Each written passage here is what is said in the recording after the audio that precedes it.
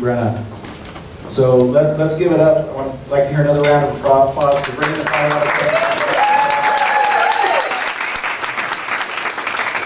Doesn't that feel a whole lot better than sitting at home getting angry watching negative debates? Anyways.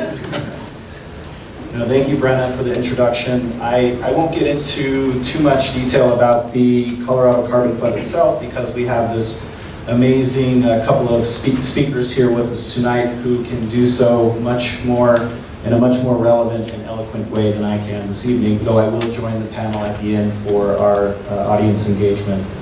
I did, however, want to take a brief moment to thank all of you for being here, and in particular thank all of our Colorado Carbon Fund sponsors, offset partners, and supporters.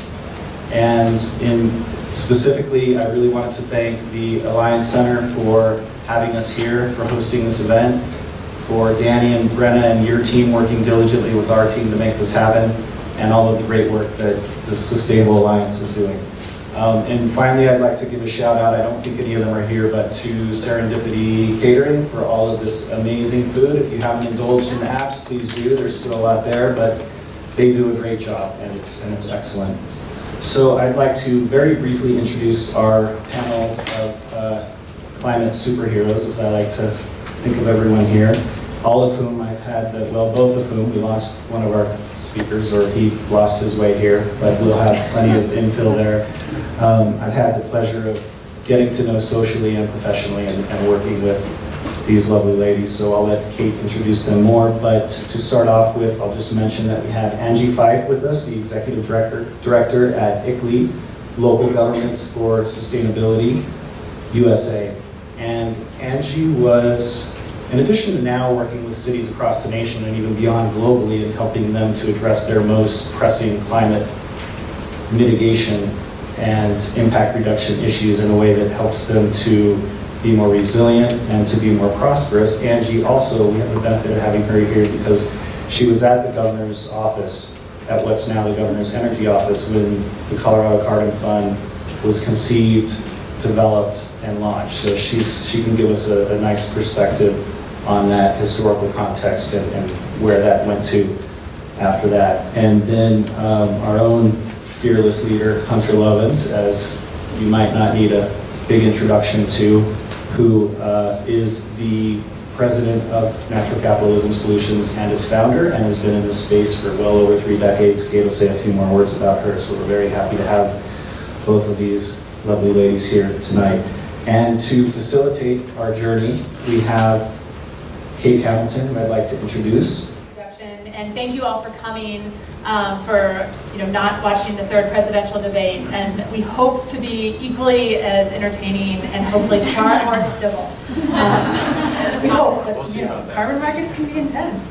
And thank you so much to the Alliance for Sustainable Colorado again for hosting us. And actually, the Alliance for Sustainable Colorado is an important part of the CCF history. So as Peter mentioned, about a year ago, over a year ago, I was on the advisory committee for the Colorado Carbon Fund. And the Colorado Carbon Fund had moved from being based in the governor's office to the Climate Trust, which is an organization, a great nonprofit based in Portland, Oregon. And I hadn't heard from them in a while, so I ended up talking to the executive director of the Climate Trust about what was going on with the Colorado Carbon Fund. And he said, honestly, this is not a priority for us anymore. We're based in Oregon. We have a host of other things to do, and focusing on the Colorado Fund is not our priority, so we're closing it down. And as an advisory committee member, I thought that was a bummer. And I thought that really good things could happen with the Colorado Carbon Fund, and that it actually had far more potential to grow from what had been the last couple of years. It had an amazing initial start, and folks really put a lot of energy into it, and then it had been a little quiet over the past couple of years. So spent some time talking to a whole host of organizations, with a friend and colleague as well, Van Apple, trying to find a new home for this Colorado Carbon Fund, and we really wanted it to be in Colorado. I talked to Angie on the phone, and she was really excited and made it feel like, yeah, this is a good idea. We want to keep this fund going. And then actually I was supposed to be on a panel with Hunter here, and the panel got canceled because of snow. And I was upset because my whole goal of being on the panel was to try to find a home for the Colorado Carbon Fund. So I emailed everyone and said, everybody on the panel, and said, hey, you know, like, this has been canceled or rescheduled, but this is what my interest was, and this is what's going on. Hunter emailed back. I also worked for Hunter 12 years ago. Hunter emailed back and said, we'll do it. And said, really, Hunter? Like, let's talk logistics, let's talk details, let's talk the nitty gritty. And lo and behold, realized that Peter was working with her and knew Peter from Carbon Market Days many years ago as well, and that Peter also knew what he was getting into, managing a carbon fund from his work on carbon offsets. And so it came to be that NCF brought the Colorado Carbon Fund back to Colorado. Because of this, in many ways, it may have happened without this panel, but which got rescheduled and I couldn't come. But it really, this interchange happened here, or because of here. So with that introduction, I'm going to take a few minutes and talk about the basics of carbon offsets. For those of you who are not carbon junkies in the room, and happy to answer questions after our other speakers go as well. So, in short, carbon markets were created to incentivize emissions reductions. As Brenna mentioned, we're looking for ways to make this feasible. And the thought was, it was basically after coming out of air pollution, trading air pollution credits, that reducing the credits for greenhouse gas emissions could work really well because greenhouse gases circulate evenly around the Earth. So it doesn't matter if you're, from a climate perspective, if you're reducing your emissions in Denver or if you're reducing your emissions in Dubai. And so it came to be that that this carbon market was created. And basically there are two components of carbon markets overall. One idea is a cap and trade, so that amongst a set of regulated entities, people can trade credits amongst themselves, and the idea is that those folks who reduce emissions most effectively can actually make money off emissions reductions, and those who don't can find less expensive ways of reducing emissions. That's the theory. We could get into all the ins and outs of the nitty-gritty of that reality. And then the other piece that came out of it was the idea of a carbon offset. So a carbon offset was saying, even if you're not in this regulated cap, you can actually pay another entity to reduce emissions and claim those emissions legally. And so those are the two basic components of the carbon markets. And within the carbon markets, there are two key chunks. Most transactions happen under the regulated markets. So around the world, there are a host of different regulated markets. In New Zealand, the biggest one is in Europe, Europe emissions trading system. And so that's where most transactions happen. What we're actually interested in here tonight, and what I've spent a lot of time working on, are the voluntary carbon markets. So the voluntary carbon markets are much smaller, but also important, and I'd say equally as fascinating. So voluntary carbon markets are created when entities, whether it's individuals or businesses, voluntarily purchase offsets. And so, for example, companies like Google have decided to go carbon neutral, where they've reduced emissions to the point where they think they can, and then they've decided to buy carbon offsets that match the current amount of emissions that they currently produce. Individuals can also engage in the carbon markets, so you could do it for your airplane flights, you could buy it for a gift, but most transactions are happening, big companies are making them happening. Walt Disney, Microsoft, hundreds of companies, and if you want more information on that, I'm happy to talk about it. And most companies are doing it for corporate social responsibility, for a host of reasons, because they want to go beyond business as usual. And the voluntary carbon market's been really important, not only for a place for entities to engage in business as usual, but also for innovation. So a lot of things can happen in the voluntary carbon markets as far as the projects that haven't happened in the compliance markets. So projects are really varied, from wind projects to forestry projects to flaring landfill methane to industrial gases, so a whole variety of projects. And the voluntary market is even more open than the regulated market. So there's been a lot of experimenting in the voluntary carbon markets. And so, for example, California, which now has a compliance market, a lot of their protocols for offsets were tested in the voluntary markets before becoming relevant in the regulated markets. What else? And overall, prices really vary in the voluntary carbon markets from about 10 cents a ton, Ecosystem Marketplace found last year, to about $45 a ton. So they really vary. And one of the things that's fascinating about the voluntary carbon markets is that there's actually a willingness to pay for what we call charismatic carbon. That companies will say, you know, we really want this specific type of project in a specific place or location, and we're willing to pay more for it. And that's really where the Colorado Carbon Fund comes in.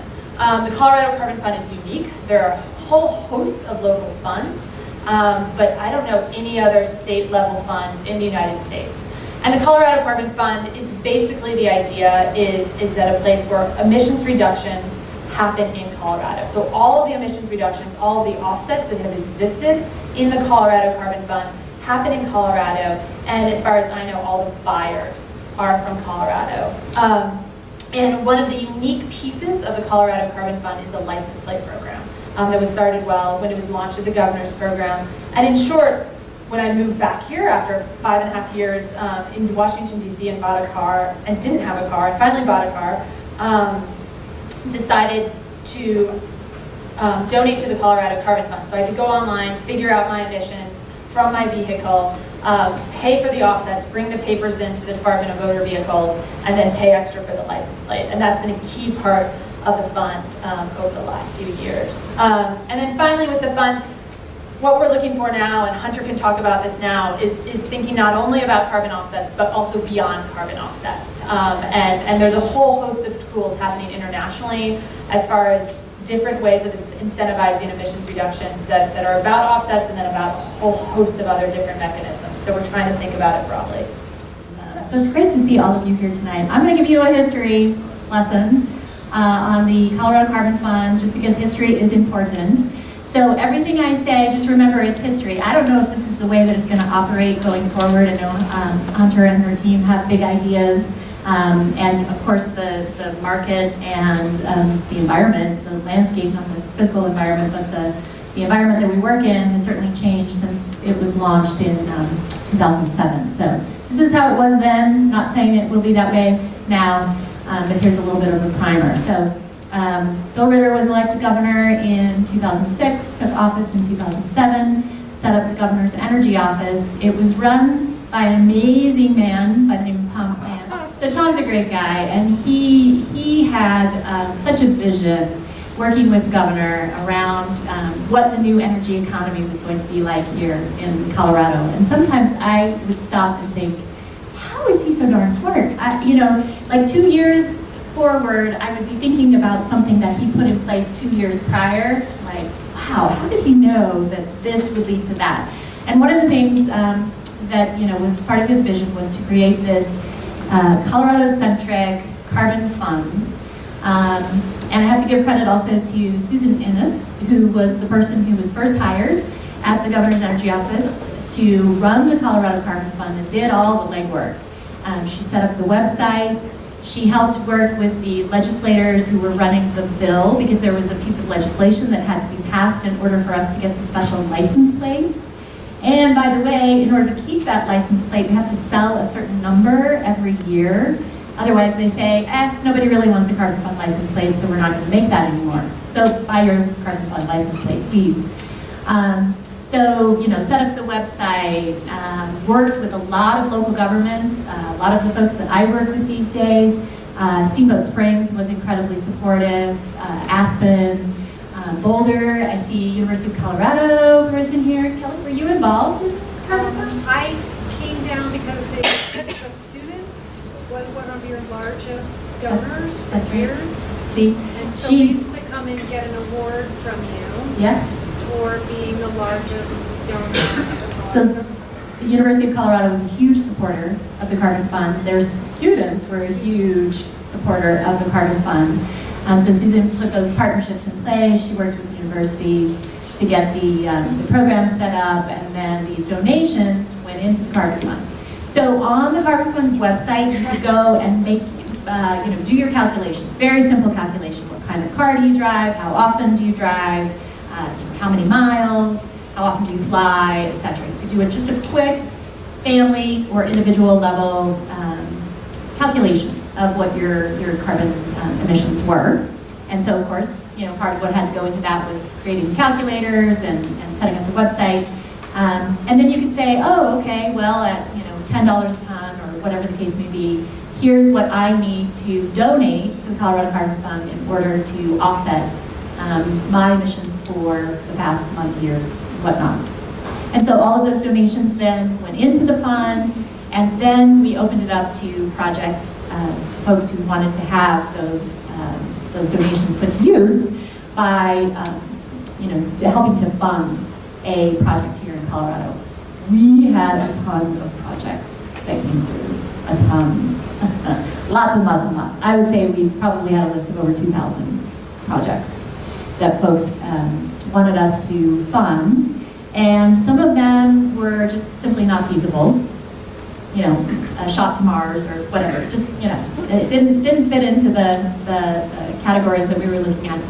Some of them were very interesting projects, but there was no protocol that had been developed around that particular type of project.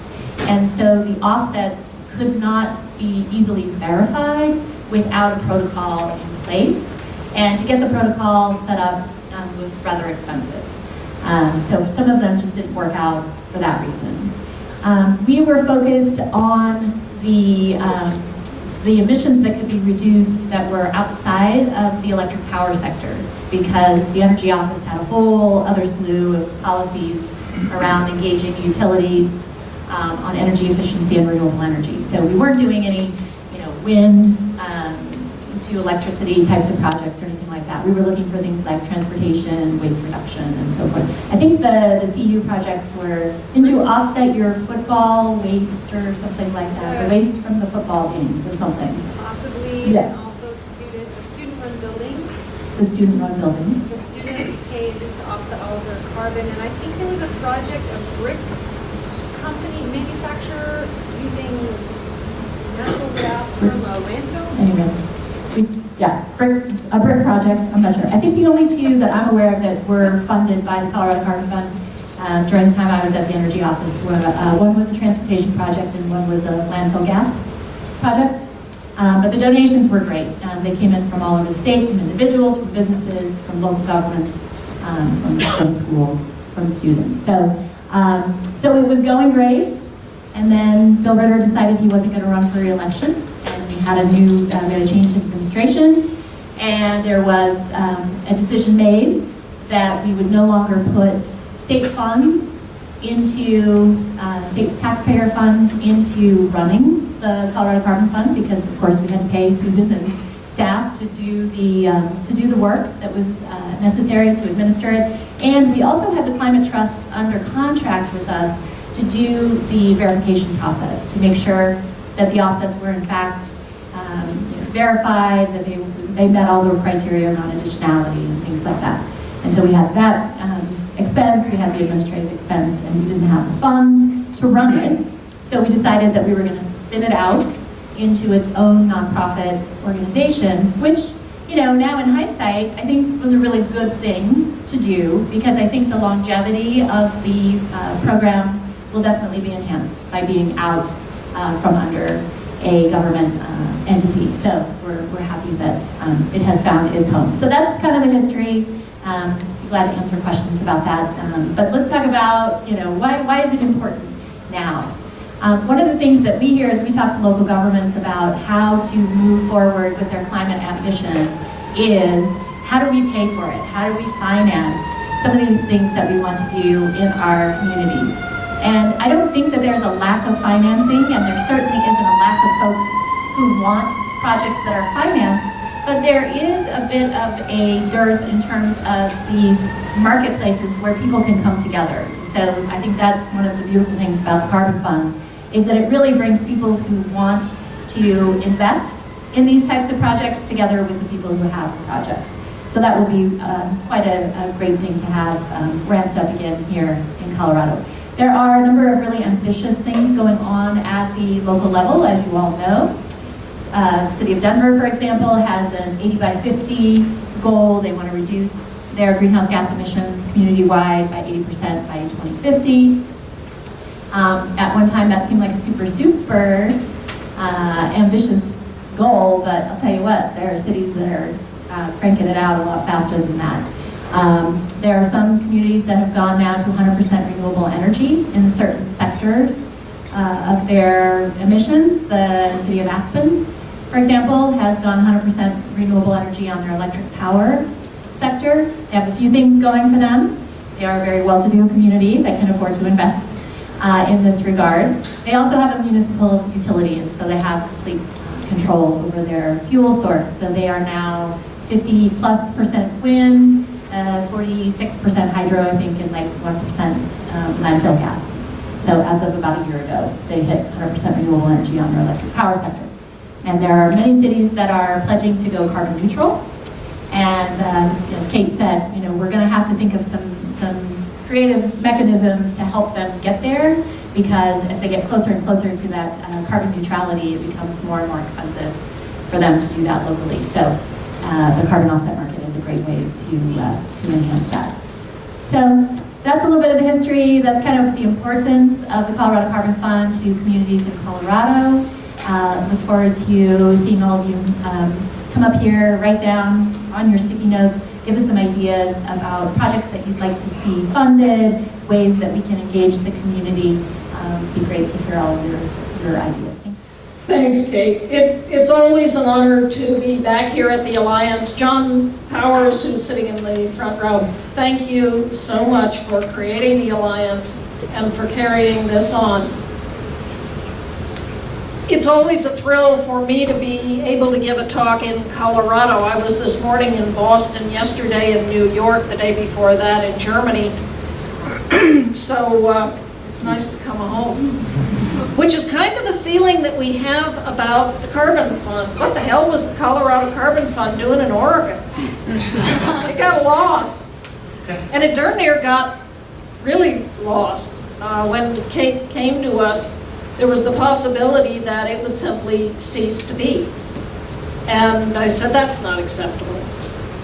And she said, well, would you consider taking it on? I said, well, who else is looking at us? Nobody. I said, right, we'll take it on. I have no earthly idea what we're going to do with it, except make it live, make it grow, make it real. No kidding, we are in a climate emergency. Y'all know that, you're here. Everything that governments are doing is essential. I wear on my hat the pin from Kyoto. We thought we had an international agreement back in the 90s. And then the US Senate said no.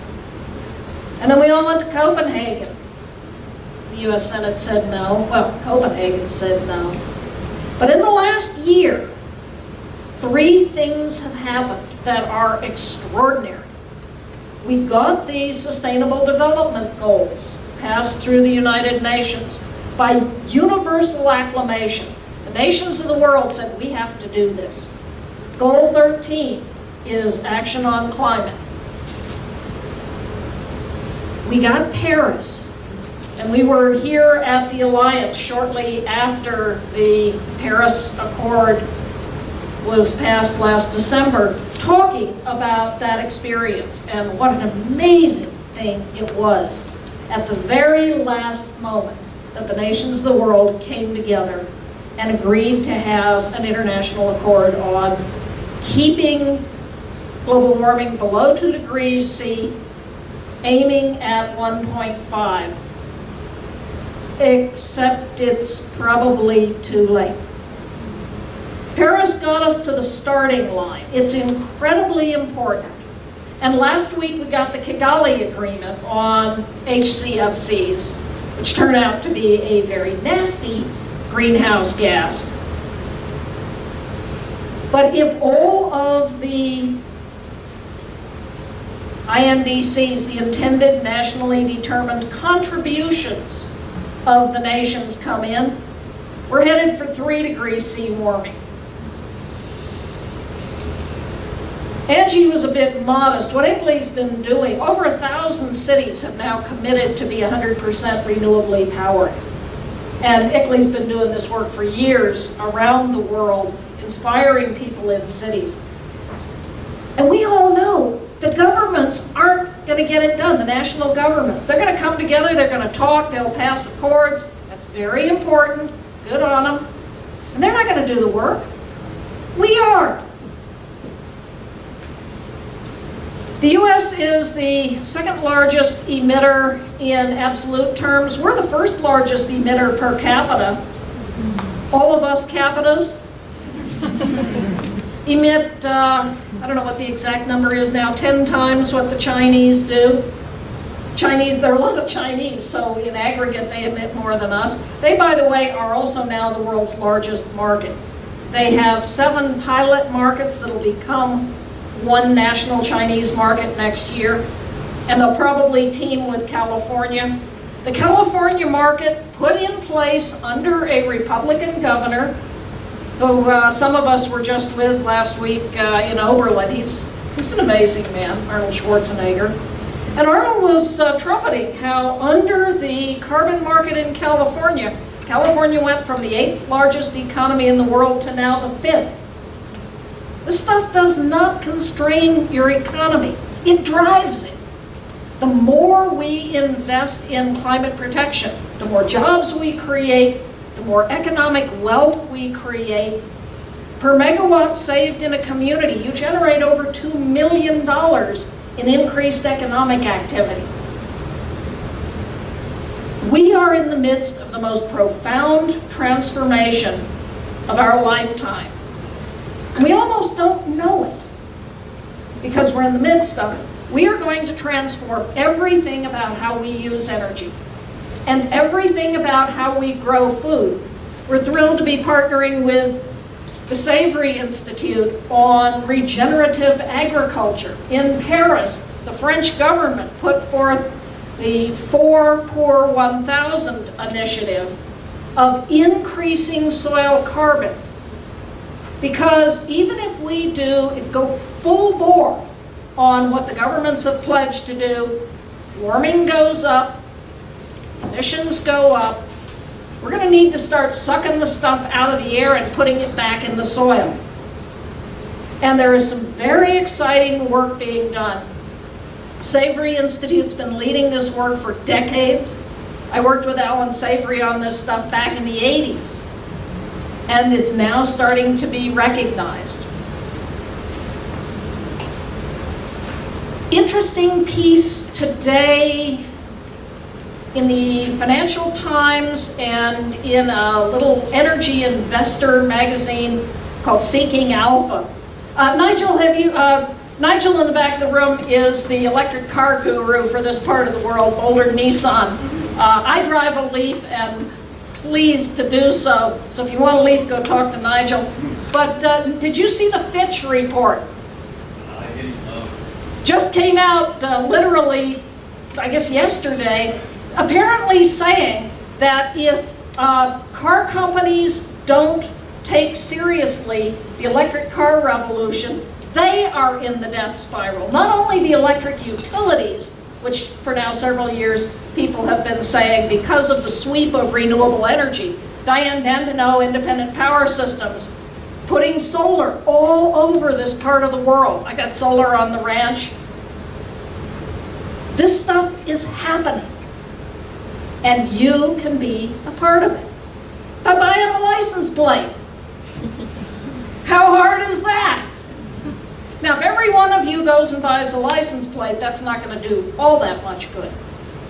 But if every one of you gets 10 friends and your organizations, the students at CU, the churches at Interfaith Power and Light, Jerry Cotis, Interfaith Power and Light is one of the co-sponsors.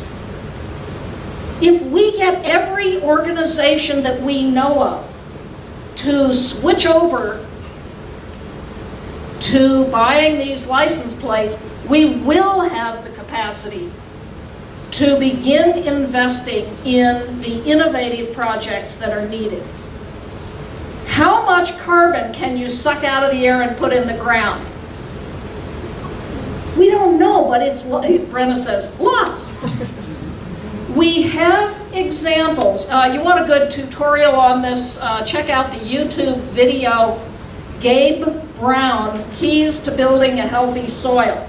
It's a North Dakota corn soybean farmer who has transitioned to regenerative agriculture, has increased soil carbon from 1.3% to 11% on some of his tracts of land. Marin Carbon Project out in California. The, what's his name, Dr. David Johnson at New Mexico State University. The work, if you want all the scientific evidence, go on the Savory Institute website under evidence, and you can get all of the technical reports on it. We know the capacity of the soil to soak this stuff up is enormous, and we lack a protocol.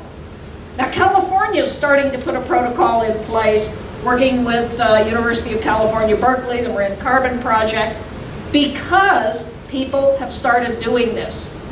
So we're in conversations with various local governments that have tracts of land, with Savory, with ranchers, about transitioning to this kind of regenerative agriculture and seeing how much carbon can you sequester. Bicycles. We all know if you ride a bicycle as opposed to driving a car, you are emitting carbon. How much? Well, how many times do you ride a bike as opposed to drive your car? What if we got all the kids riding bicycles? So Megan Altman on our staff with a little group called Chain Reaction has a program to teach kids how to ride bikes safely, how to fix their bikes. Kids who go through the program get a free bike. So we're working with low-income communities in Longmont, in Boulder, working with Boulder Housing Partners. If you want to put affordable housing in, but the neighbors don't want more people living there because they don't want more cars parking, well, what if everybody's riding bicycles? I hope you can start to see we're looking at solving a whole array of problems in an integrated fashion. How much carbon will it save? We don't know. Will it save carbon? Yeah, we know that.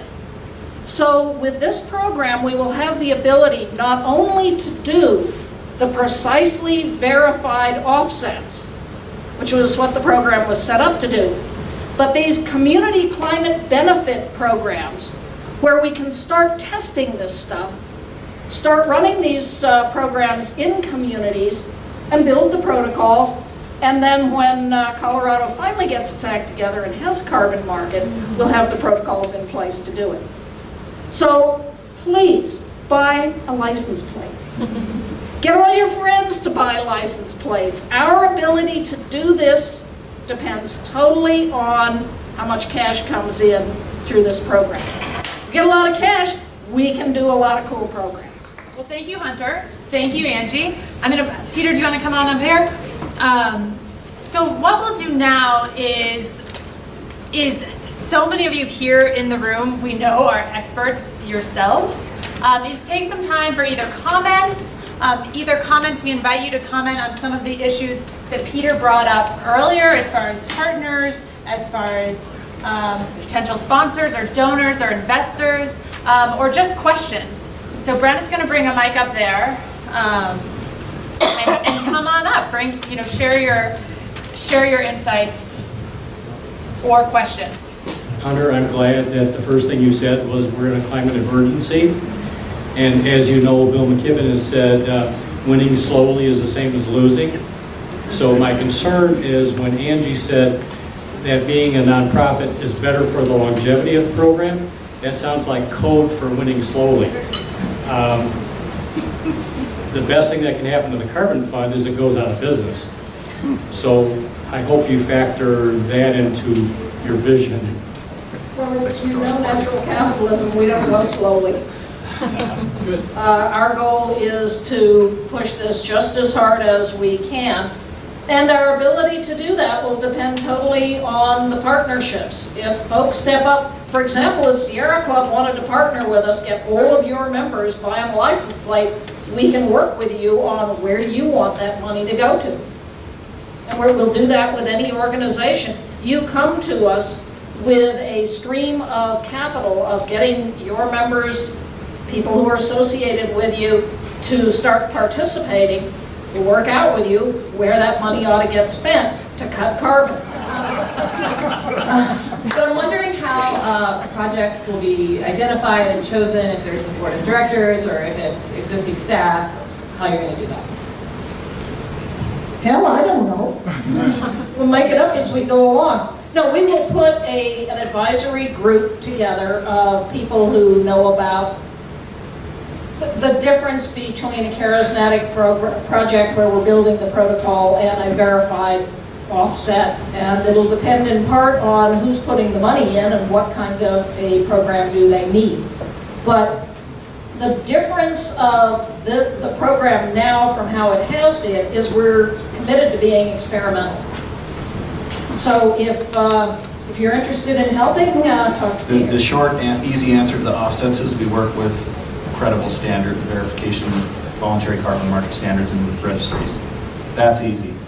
But those aren't necessarily the high co-benefit projects that have these social equity and economic benefits and or other ecological benefits that occur with biosequestration, for example, through holistic land management.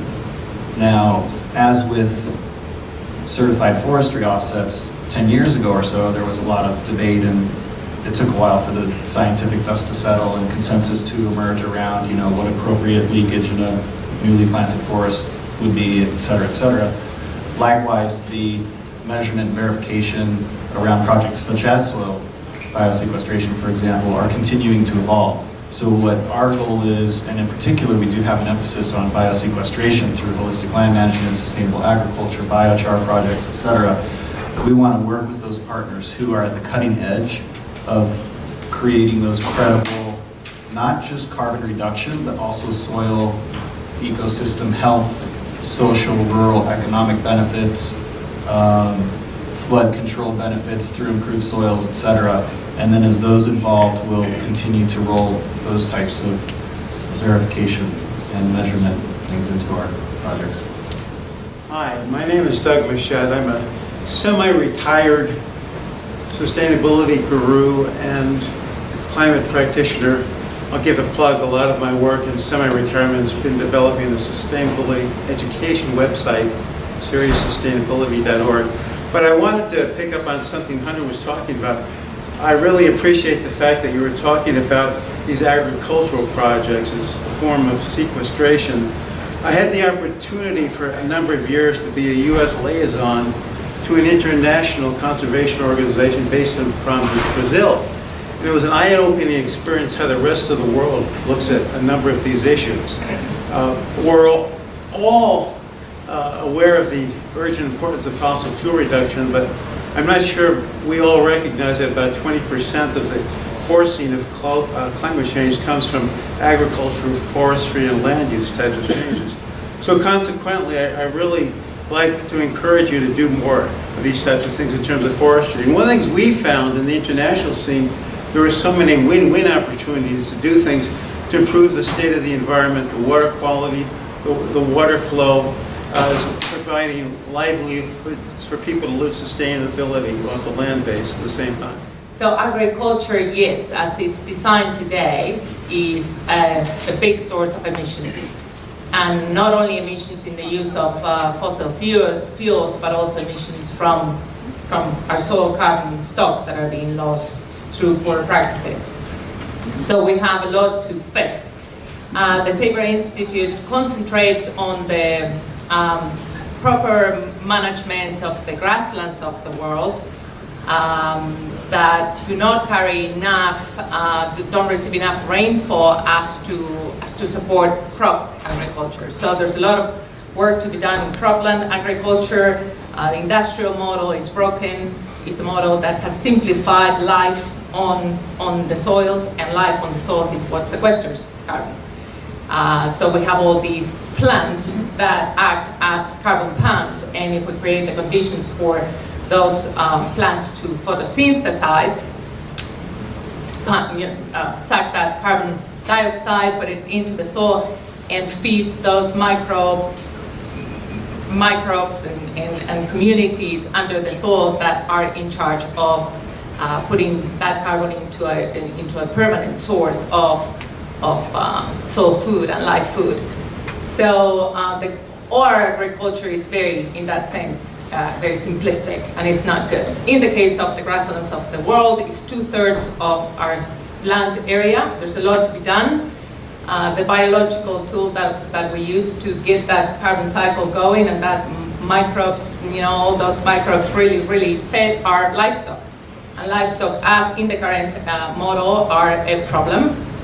And it can be, at the same time, if allowed to perform the functions that they were designed to, as they co-evolved with the grasslands of the world, this tool can become a healing tool of these ecosystem processes with impact on the water cycle, nutrient cycle, floods, weeds. Look at the amount of lands we have in Boulder County and City of Boulder, Denver, Arapahoe County, Jefferson County. I mean, we have all these open lands that we spend tremendous amount of money in weed control, fire protection, all these things. It's not producing food, it's not producing clean air, it's not producing water, it's really degrading and adding to the climate crisis. So we can put some good work, good tools, biological tools, manage in a way that build life and contribute to that carbon sequestration. So we're doing that in Colorado, we're doing it US wide and also internationally. And we believe, someone said, Sarah Club, I think, in terms of non-for-profits cannot do all this work. It's the entrepreneurial mindset and spirit that will get this done. In our, we all eat, we clothe ourselves, so we may as well make the right choices to inform the market what is it that we need to contribute to healing the climate. And that's what we're trying to do. And you've got a conference coming up. Next Friday in Boulder, E-Town, come and see what we're trying to do globally and the stories we're going to show of how land can be restored. And in restoring land, we're producing our food, and in producing our food, restoring land, we're restoring our climate. So hopefully you'll be there to join in, otherwise join digitally. Thank you. What the Savory Institute is doing is one approach. There's another approach of biochar. And Allison, you want to talk a little bit about your work? Well, I know most of you here, most of you know that I'm actually an isotope geochemist, volcanologist. And when I found myself in Colorado, there are not a lot of active volcanoes here.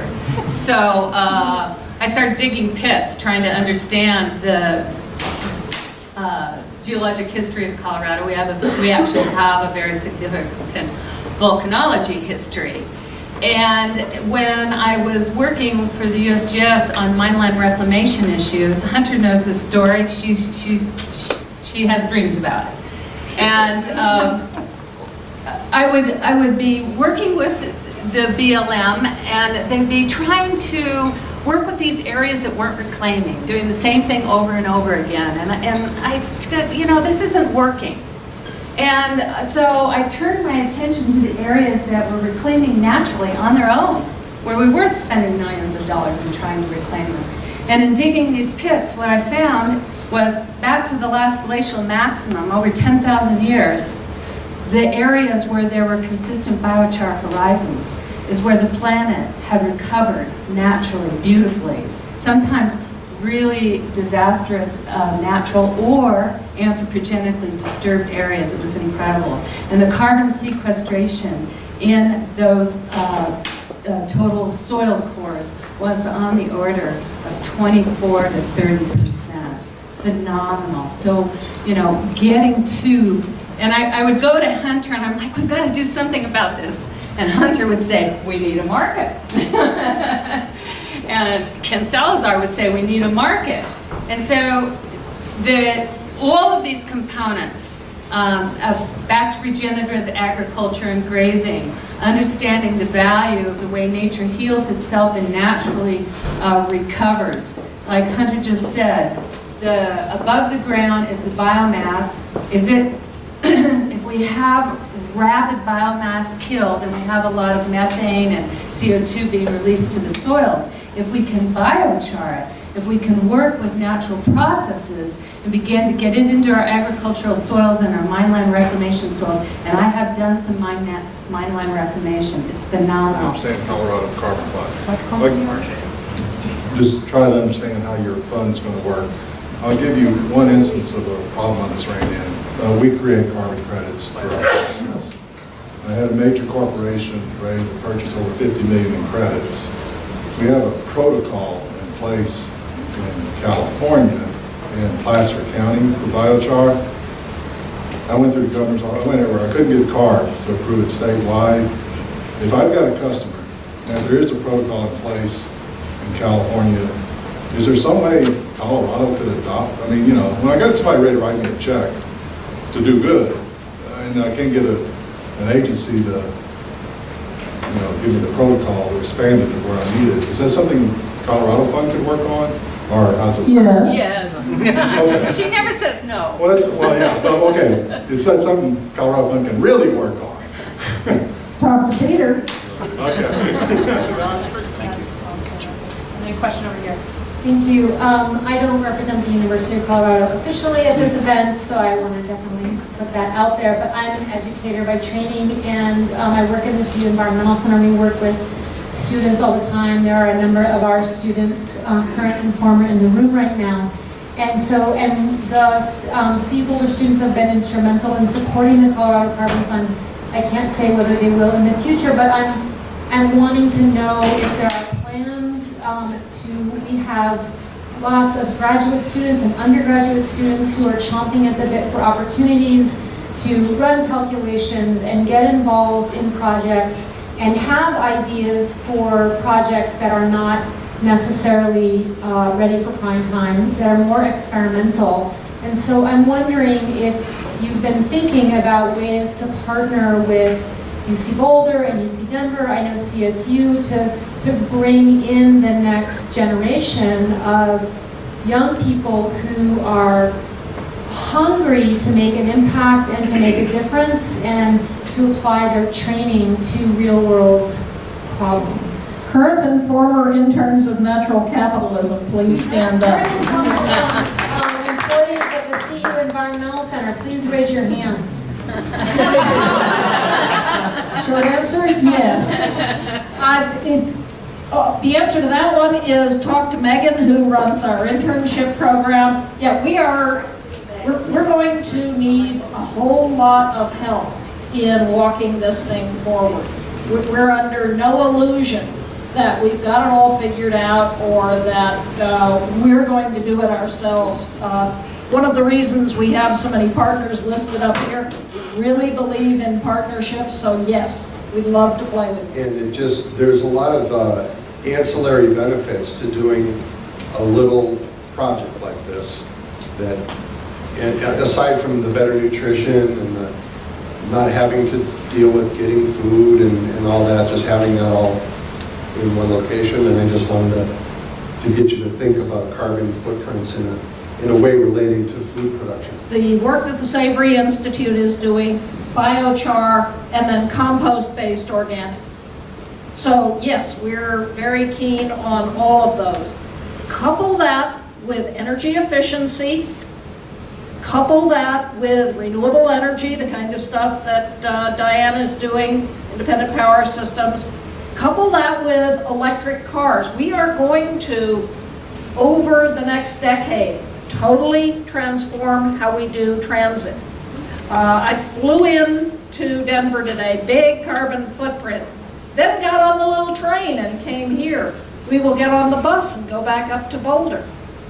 This stuff works.